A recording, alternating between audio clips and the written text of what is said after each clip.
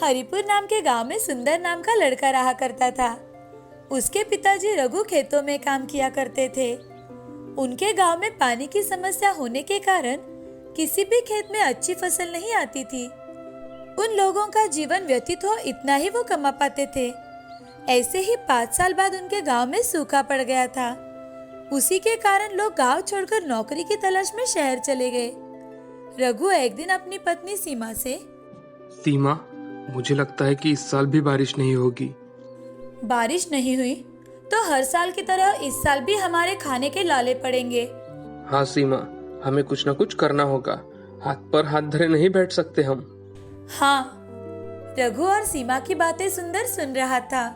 सुंदर कॉलेज में पढ़ाई करने के लिए हर रोज दूसरे गांव जाता था। सुंदर जब भी अपने कॉलेज के लिए निकलता तो उसे रास्ते में बहुत सारी पानी की बोतलें फेंकी हुई दिखाई पड़ती थी। एक दिन सड़क पर सुंदर अपने दोस्तों के साथ बातें कर रहा था। तभी एक बहुत बड़ी गाड़ी आई और उसमें से एक आदमी ने प्लास्टिक की बोतल नीचे फेंक दी और आगे चला गया। सुंदर अपने दोस्तों से, अरे, ये लोग तो कहीं पे भी कचरा डाल देते हैं। रोड पर देखो कितनी बोतलें पड़ी है। अरे, ये तो हर रोज का है, जाने दो, उन लोगों पर ध्यान मत दो। इससे कितना प्रदूषण होता है। अरे तुम भी ना, छोड़ो, चलो हम खेत में जाते हैं। ऐसा कहकर सुंदर और हरीश एक साथ खेत में चले जाते हैं। उनके गांव में पानी की कमी होने के कारण उनके खेत बंजर हो चुके थे। सुंदर हरीश से, इन खेतों में कैसे फसल आएगी? क्या पता, मुझे नहीं लगता इस साल भी बारिश होगी। हमारे गांव में पेड़ पौधे भी तो बहुत कम हैं। इसी वजह से हमारे गांव में बारिश कम होती है। हाँ सुंदर, तुम सही कह रहे हो, मगर हम इसमें कर भी क्या सकते हैं? हरीश, हम चाहे तो पेड़ पौधे लगा सकते हैं और हमारा गांव समृद्ध कर सकते हैं। ये सब कहने की बातें हैं सुंदर, कोई कुछ नहीं करता। चलो घर चले, बहुत देर हो रही है। अब सुंदर और हरीश घर चले जाते हैं। सुंदर घर आते ही सोचने लगता है, क्या किया जाए जिससे इस साल खेत में अच्छी फसल आए। सुंदर सोचते सोचते सो जाता है। अगले दिन जब सुंदर कॉलेज जाने के लिए निकलता है तब उसे प्लास्टिक की बहुत सारी बोतलें एक जगह पड़ी दिखाई देती है। तभी सुंदर खुद से, मैं इन प्लास्टिक की बोतलों से कुछ कर सकता हूँ। ऐसा कहकर सुंदर ने एक प्लास्टिक की बोतल उठा ली और अपने बैग में डाल दी। घर आकर उसने बोतल को फिर से देखना शुरू कर दिया। सुंदर ने बोतल के ढक्कन पर एक छेद किया और बोतल में पानी भर दिया और बाहर आंगन में आकर एक पौधे को पानी डालकर उसका समय देखने लगा। एक बोतल का पानी 25 मिनट में खत्म हो गया। ये देख सुंदर, अगर ये एक बोतल 25 मिनट में खत्म हो रही है तो मैं हमारे खेत में इसका उपयोग कर सकता हूँ। इससे पौधों को धीरे धीरे पानी मिलेगा। सुंदर अगले दिन सुबह जाकर बहुत सी पानी की बोतल उठा रहा था। तभी पांडुरंग चाचा सुंदर से, सुंदर, तुम ये पानी की खाली बोतल क्यों उठा रहे हो? चाचा, मुझे इन खाली बोतल्स का काम है, इसलिए जमा कर रहा हूँ। अच्छा अच्छा, ठीक है। अगर पानी की बोतलें कम पड़े तो हमारे यहाँ से भी लेकर जाना। ऐसा कहकर पांडुरंग चाचा हंसकर वहाँ से चले जाते हैं। सुंदर बोतल को उठाकर एक थैली में भर देता है। एक जगह बहुत सारी औरतें खड़ी थी। उनमें से एक औरत श्यामा सुंदर से, सुंदर, ये तुम क्या कर रहे हो? तुम्हें ये खाली पानी की बोतल क्यों चाहिए? मुझे काम है चाची। ठीक है बेटे, मगर ऐसे बोतल उठाना अच्छा नहीं लगता। चाची, मैं इन पानी की बोतल का रीयूज करने वाला हूँ। ठीक है बेटे। ऐसा कहकर श्यामा भी वहाँ से चली जाती है। अब सुंदर खाली पानी की बोतल लेकर खेत में चला जाता है। खेत में जाकर सुंदर ने सभी पानी की बोतल रस्सी की सहायता से लकड़ी को बांध दी और हर एक बोतल के नीचे एक छोटा सा छेद कर देता है। सुंदर सभी पेड़ों के जड़ों के पास एक एक पानी की बोतल बांध देता है। सुंदर के खेत में अमरूद के पेड़ लगाए हुए थे। उनको पानी ना मिलने के कारण सभी पेड़ सूखने लगे थे। अब सुंदर बोतल में पानी डालता है और हर एक पेड़ को धीरे धीरे थोड़ा थोड़ा करके पानी मिलने लगता है। हाँ, इससे मेरे पौधे अच्छे बनेंगे और उनको फल भी लगेंगे। खेत में हर पेड़ के पास बोतल रखी देख सभी लोग सुंदर को हंसने लगे थे। एक आदमी रघु से, अरे रघु, तुम्हारा बेटा ये क्या कर रहा है? अरे, मुझे भी नहीं पता। कि सुंदर क्या कर रहा है, मगर मेरा बेटा जो भी करेगा ठीक ही करेगा। ऐसा कहकर रघु उनको चुप करवा देता है। तभी सरपंच जी रघु से, रघु, ऐसे कुछ भी मत करो, खेत में बना बनाया अमरूद का बाग तुम्हारा खत्म हो जाएगा। सरपंच जी, उसने एक बार मन में ठान ली है तो करने दीजिए। वैसे भी हमें फसल कहाँ ज्यादा होती है, जो भी होगा उसके लिए जिम्मेदार मैं रहूंगा। ठीक है, तुम्हें सब सही लगता है तो हमें क्या। सरपंच जी और बाकी के गांव वाले वहां से चले जाते हैं। अब रघु वहां खड़ा रहकर अपना बेटा क्या कर रहा है ये देख रहा था। तभी सीमा रघु से, अजय सुंदर जो कर रहा है वो सही तो है ना? वो सरपंच जी से लेकर सारे लोग बोल रहे हैं इसीलिए पूछा। अरे सीमा, लोग तो वैसे भी नाम रखते ही है, और तुम इस बात पर गौर क्यों नहीं करती कि तुम्हारा बेटा कुछ तो कर रहा है? ना कुछ करने से तो बहुत अच्छा है। हाँ, आप सही कह रहे हो, हमारा बेटा कुछ तो कर रहा है। उसके मन में ऐसा विचार तो आया। ऐसा कहकर सीमा और रघु वहाँ से चले जाते हैं। सुंदर बहुत मेहनत करता है, उसकी योजना काम कर गई थी। ऐसे ही 2 महीने बीत जाते हैं। सुंदर के खेत में अमरूद के पेड़ हरे भरे हो जाते हैं और उन्हें छोटे छोटे अमरूद भी लगने लगे थे। तभी सुंदर अपने पिताजी से, पिताजी, देखिए हमारे अमरूद के पेड़ कितने हरे भरे हुए हैं और अमरूद भी लगने लगे हैं। हाँ सुंदर, तुम्हारी मेहनत और तुम्हारे विचार ने हमें डूबने से बचा लिया। आज तक इतनी अच्छी फसल किसी की नहीं हुई है। तुमने तो वो कर दिया जो आज तक हमारे गांव में कोई नहीं कर पाया। हाँ। कुछ ही दिनों में अमरूद पकने लगे। अब रघु शहर जाकर अमरूद बेचने लगा था ताकि उसे अच्छा दाम मिल सके। सुंदर के विचार से इस साल सूखा पड़ने के बाद भी उन्हें बहुत मुनाफा हुआ था। उस दिन सरपंच जी सुंदर से, सुंदर, हमने तुमको गलत समझा और हमने तुम्हारा मजाक भी उड़ाया, लेकिन आज तुम्हारी एक नई कल्पना की वजह से तुम्हें बहुत अच्छी फसल आई है। सरपंच जी, इसे रिसाइकलिंग कहते हैं। इस प्रकार खेती जहाँ पानी कम होता है वहाँ इस तंत्र का उपयोग किया जाता है। अब हम भी हमारे खेतों में इस प्रणाली का उपयोग करेंगे। क्या तुम हमारी मदद करोगे? हाँ सरपंच जी, मैं आपकी जरूर मदद करूंगा, इससे मुझे भी खुशी मिलेगी। ऐसा कहकर सुंदर अपने पिताजी के साथ घर चला जाता है। उसकी कल्पना बहुत अच्छी तरह से काम कर गई थी। उसके एक कल्पना से सभी गांव वालों को एक प्रकार की प्रेरणा मिली थी। आज सुंदर का नाम गांव वाले बड़े आदर से ले रहे थे। जो लोग एक समय सुंदर पर हंस रहे थे वही आज उसकी तारीफ कर रहे थे। सुंदर अब अच्छी तरक्की करने लगा था। अपने विचारों से लोगों की मदद भी कर दिया करता था। इस कहानी से हमें ये सीख मिलती है कि जिंदगी में हमेशा कड़ी मेहनत करनी चाहिए और अपनी कल्पनाओं को हमेशा उपयोग में लाना चाहिए। रघु की पाव भाजी की एक गाड़ी थी। वो बाजार के बीचों बीच होने के कारण सभी लोग उसकी पाव भाजी के ठेले पर पाव भाजी खाने के लिए आया करते थे। तभी आनंद रघु से, अरे रघु भाई, मेरे लिए बढ़िया एक चीज पाव भाजी बना दो।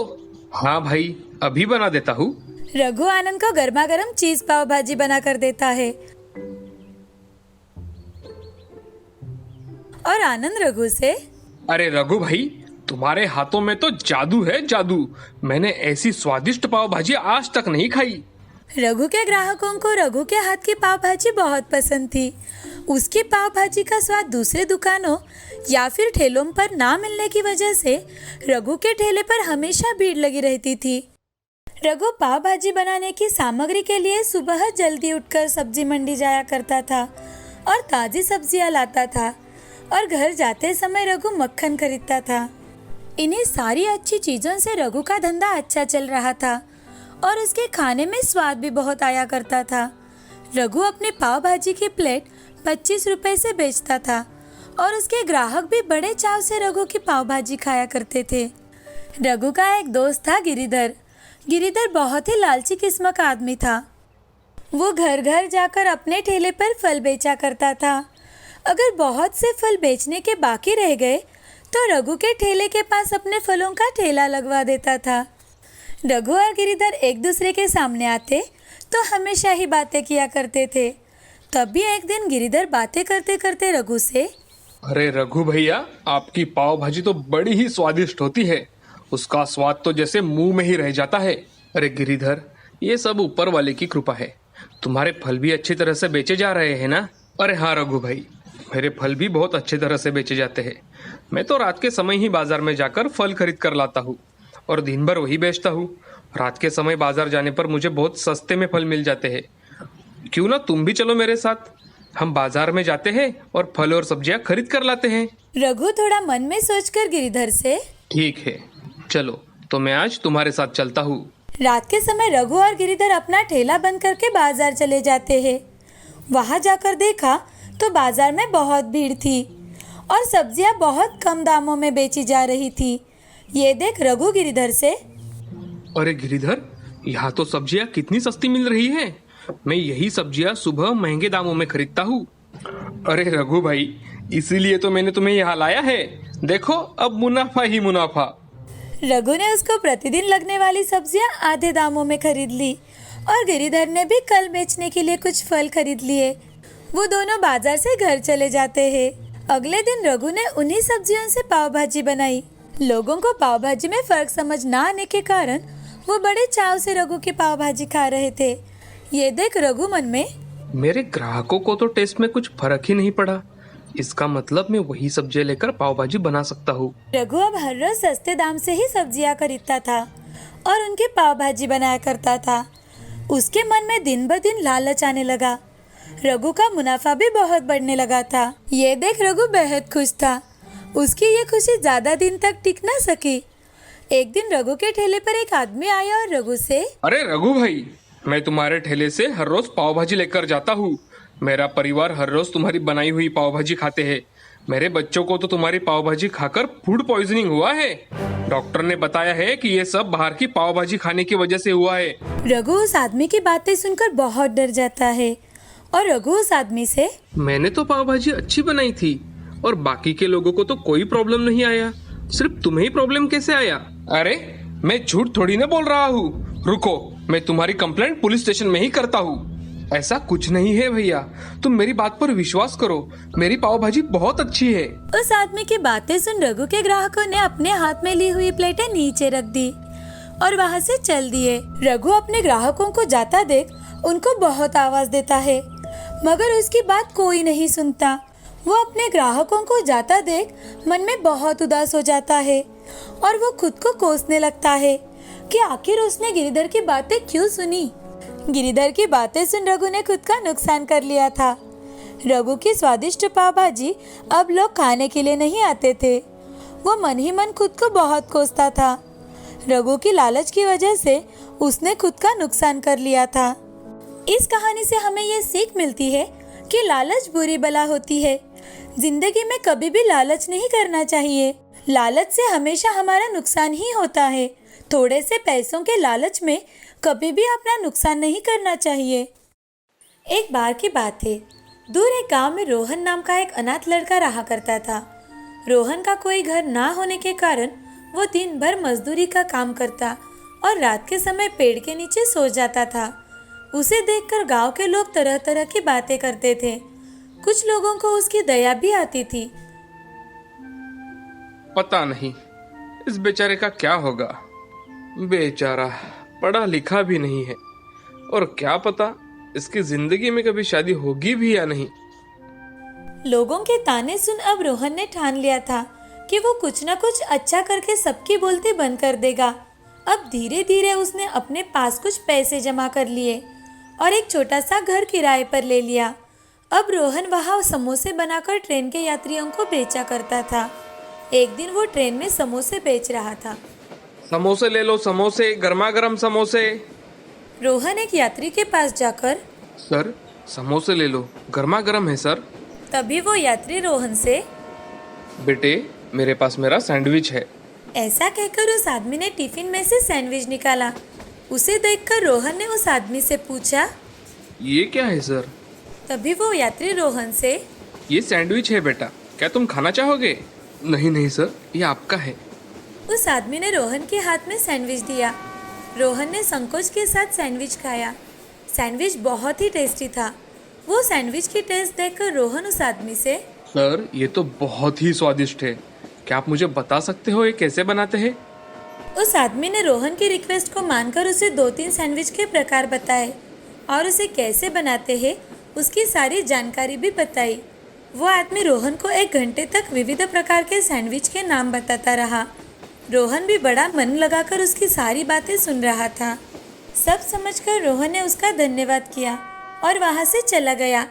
रोहन अपने गांव में फिर से लौट आया और उसने लोगों से कुछ पैसे उधार में मांगे, तो लोगों ने उसे पैसे देने से इनकार कर दिया। फिर रोहन ने अपने पास के कुछ पैसों से बीच बाजार में सैंडविच का एक ठेला लगाया। शुरुआत में गांव के लोग रोहन से, अरे भाई ये क्या है, हम सब तो ऐसा कुछ नहीं खाते। 2 दिन बाद 2 बच्चे उसके ठेले पर आए और रोहन से, भैया भैया हमें सैंडविच चाहिए। रोहन ने बच्चों को ताज़ी सब्जियों से अच्छा सैंडविच बना कर दिया और बच्चों ने जब वो सैंडविच खाया तो उन्हें सैंडविच बहुत पसंद आया। तभी बच्चे रोहन से, भैया ये सैंडविच तो बहुत ही अच्छा है। तुम्हें पसंद आया? हाँ भैया, हमें सैंडविच बहुत पसंद आया। बच्चों ने घर जाकर अपने माँ पिताजी को बताया। उस दिन से रोहन की दुकान पर सैंडविच खाने के लिए भीड़ जमा होने लगी। अब रोहन ने अलग अलग प्रकार के सैंडविच बनाना शुरू कर दिया और वो सैंडविच भी लोगों को बहुत पसंद आते थे। लोग बड़े चाव से सैंडविच खाया करते थे। जिन औरतों से सुबह टिफिन नहीं बन पाता था, अब वो बच्चों को टिफिन में सैंडविच खरीद कर देने लगी थी। सैंडविच सब्जियों से बने होने के कारण सेहतमंद थे। बच्चों से लेकर बूढ़े लोगों तक रोहन का सैंडविच सबको बहुत पसंद था। कुछ ही दिनों में रोहन की अच्छी कमाई होने लगी। तभी रोहन ने गांव के जरूरतमंद युवकों को ट्रेनिंग देकर उन्हें सैंडविच बनाना सिखाया और उन्हें तनख्वाह देकर आसपास के गांव में ठेले लगवा दिए। इससे उसका सैंडविच बहुत फेमस हुआ। कुछ ही सालों में रोहन ने अपना अच्छा बड़ा घर बनवाया और शादी भी की। वो अब बहुत ही खुश था। उसे देखकर गांव वाले भी बहुत खुश हुआ करते थे। मगर रोहन को हमेशा एक चीज महसूस हुआ करती थी। एक दिन रोहन खुद से, मुझे जिस व्यक्ति ने रास्ता दिखाया उस व्यक्ति का मुझे नाम तक नहीं पता। मुझे तो वो कहाँ रहते हैं ये भी नहीं पता। ये बात उसे हमेशा मन ही मन खाए जा रही थी। एक दिन रोहन शहर गया हुआ था। घर लौटते समय उसे रास्ते पर कार का एक्सीडेंट हुआ दिखाई दिया। एक आदमी सड़क पर जख्मी अवस्था में पड़ा दिखाई दिया। उसके पास जाकर रोहन, आपको ज्यादा लगा तो नहीं है ना? उस आदमी का चेहरा देख रोहन ने उसे तुरंत ही पहचान लिया। वो वही आदमी था जिसे रोहन ढूंढ रहा था। उसे उठाकर रोहन तुरंत ही अस्पताल में लेकर गया। अस्पताल में जाकर उसका सारा इलाज रोहन ने किया और उसे होश आते ही रोहन उस आदमी से, सर, अब आपको कैसा लग रहा है? धन्यवाद बेटे, आज तुमने मेरी जान बचाई। नहीं सर, धन्यवाद तो मुझे आपसे कहना था। आपने मेरी पूरी जिंदगी बदल दी सर। सर, आपका नाम क्या है? बेटे, मेरा नाम नरेंद्र है। और मैंने कैसे तुम्हारी जिंदगी बदल दी बेटा? रोहन ने नरेंद्र जी को सारी आप बीती सुनाई। नरेंद्र जी भी रोहन की कामयाबी पर बहुत खुश हुए। रोहन बड़ा खुश था कि उसने नरेंद्र जी की मदद की थी।